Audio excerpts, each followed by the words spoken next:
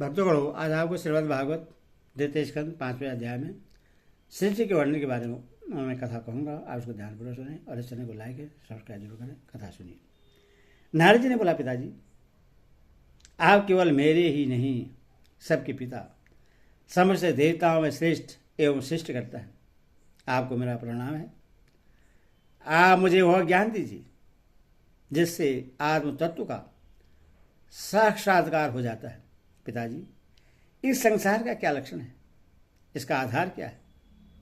इसका निर्माण किसने किया है?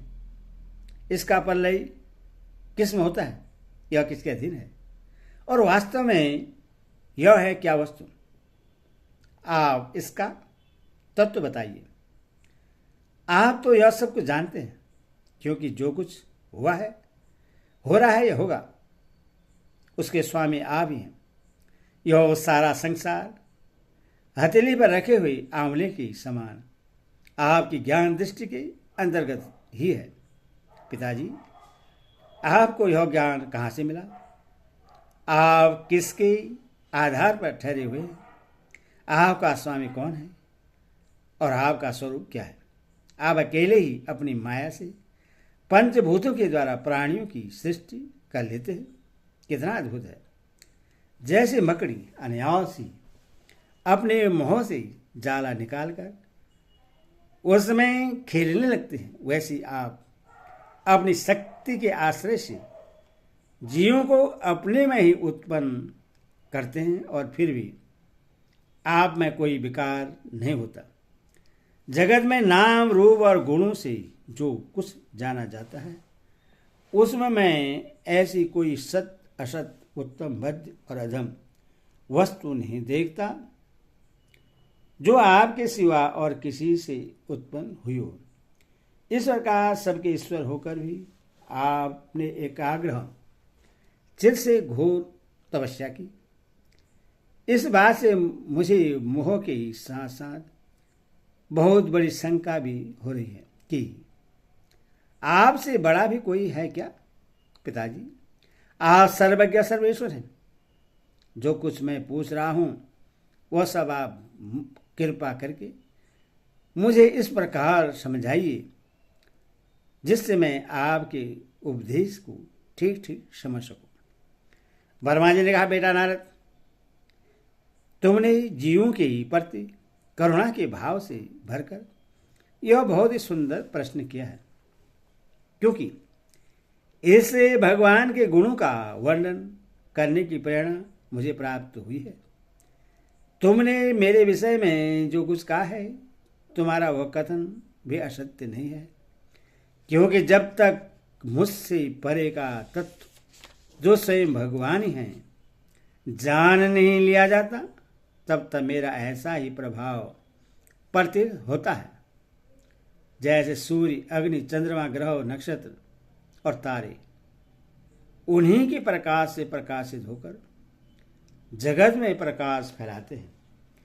वैसे मैं भी उन्हीं स्वयं प्रकाश भगवान के चिन्मय प्रकाश से प्रकाशित होकर संसार को प्रकाशित कर रहा हूं। उन भगवान वासुदेव की मैं वंदना करता हूं और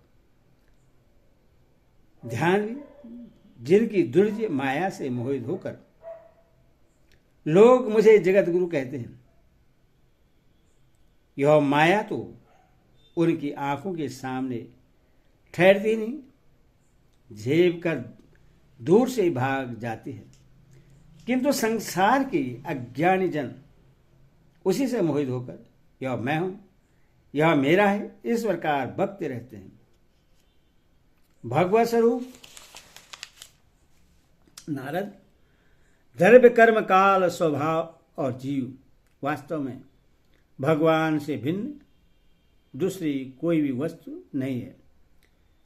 वेद नारायण के ही परायण हैं, देवता भी नारायण के ही अंगों में कल्पित हुए हैं, तथा समस्त यज्ञ भी नारायण की प्रसन्नता के लिए ही है, तथा उनसे जिन लोगों की प्राप्ति होती है वे भी नारायण में ही कल्पित हैं। सब प्रकार के योग भी नारायण की प्राप्ति के ही हेतु है। सारी तपस्या नारायण की ओर ही ले जाने वाली है।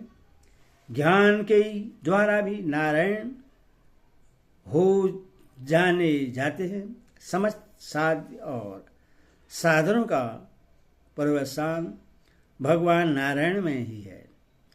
वे दृष्टा होने पर भी ईश्वर हैं, स्वामी है, निर्विकार होने पर भी सर्वस्वरूप हैं। उन्होंने ही मुझे बनाया है और उनकी दृष्टि से ही प्रेरित होकर मैं उनकी इच्छानुसार सृष्टि रचना करता हूँ। भगवान माया के गुणों से रहित एवं अनंत हैं। सृष्टि स्थिति और प्रलय के लिए रजोगुण, सत्वगुण और तमोगुण, ये तीन गुण माया के द्वारा उनमें स्वीकार किए गए हैं। यही तीन गुण द्रव्य, ज्ञान और क्रिया का आश्रय लेकर मायातीत नित्य मुक्त पुरुष को ही माया में स्थित होने पर कार्य कारण और कर्तापन के अभिमान से बांध लेते हैं।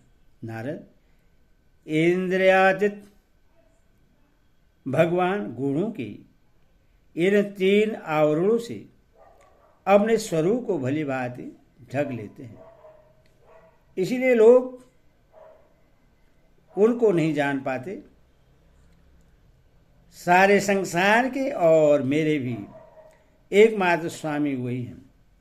मायावती भगवान ने एक से बहुत होने की इच्छा होने पर अपनी माया से अपने स्वरूप में स्वयं प्राप्त काल, कर्म और स्वभाव को स्वीकार कर लिया।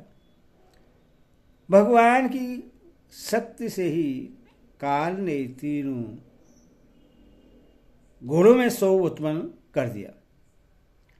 स्वभाव ने उन्हें रूपांतरित कर दिया और कर्म के महत्व को जन्म दिया। रजोगुण और सत्वगुण वृद्धि होने पर महत्व का जो विकार हुआ, उससे ज्ञान क्रिया और द्रव्य रूप तम प्रधान विकार हुआ। वह अहंकार कहलाया और विकार को प्राप्त होकर तीन प्रकार का हो गया। उसके भेद हैं बेकारिक, तेजसी और तामस। नारद जी, ये कर्मशो ज्ञान शक्ति, क्रिया शक्ति और द्रव्य शक्ति प्रधान है। जब पंच महाभूतों के कारण रूप तामस अहंकार में विकार हुआ, तब उससे आकाश की उत्पत्ति हुई। आकाश की तन्मात्रा और गुण शब्द है। इस शब्द के द्वारा ही दृष्टा और दृश्य का बोध होता है। जब आकाश में विकार हुआ, तब उससे वायु की उत्पत्ति हुई।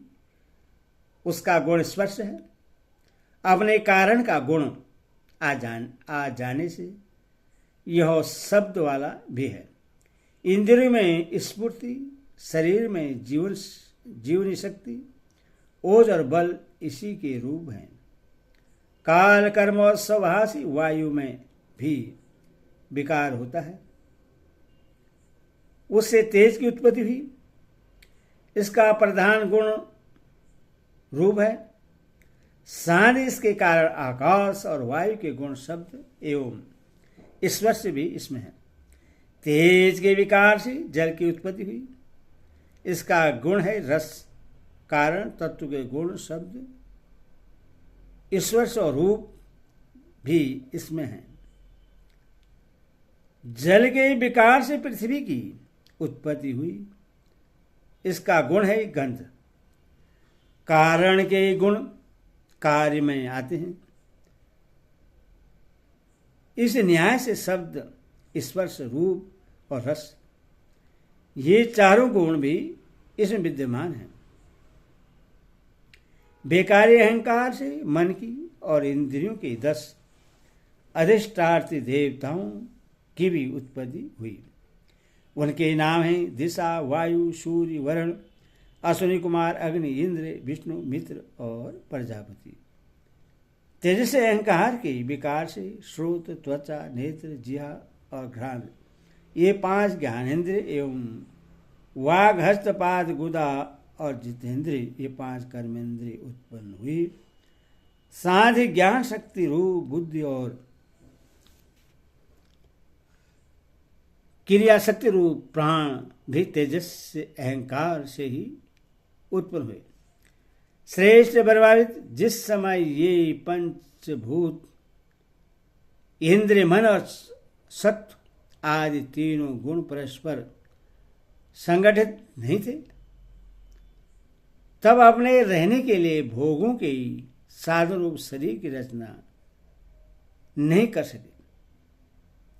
जब भगवान ने इन्हें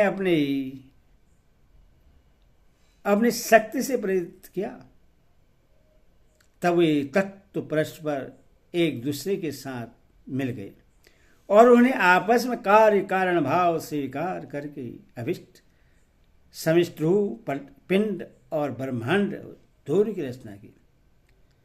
इस ब्रह्मांड रूप अंडा 1 सहस्त्र वर्ष तक निजी रूप से जल में पड़ा रहा।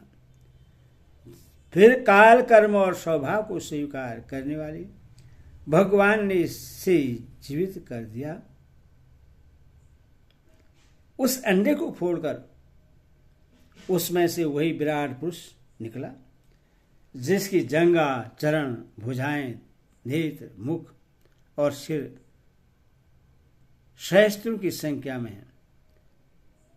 विद्वान पुरुष उपासना के लिए उसके अंगों में समस्त लोग और उनमें रहने वाले वस्तु को कल्पना करते हैं। उनके कमर के नीचे के अंगों में 7 पैताल को और उससे पेड़ों से ऊपर के अंगों में 7 स्वर्ग की कल्पना की जाती है। ब्राह्मण इस विराट पुरुष का मुख है। भुजाएं क्षेत्र हैं, जांघों में भैंसी हैं और पैरों से शूद्र उत्पन्न हुए हैं।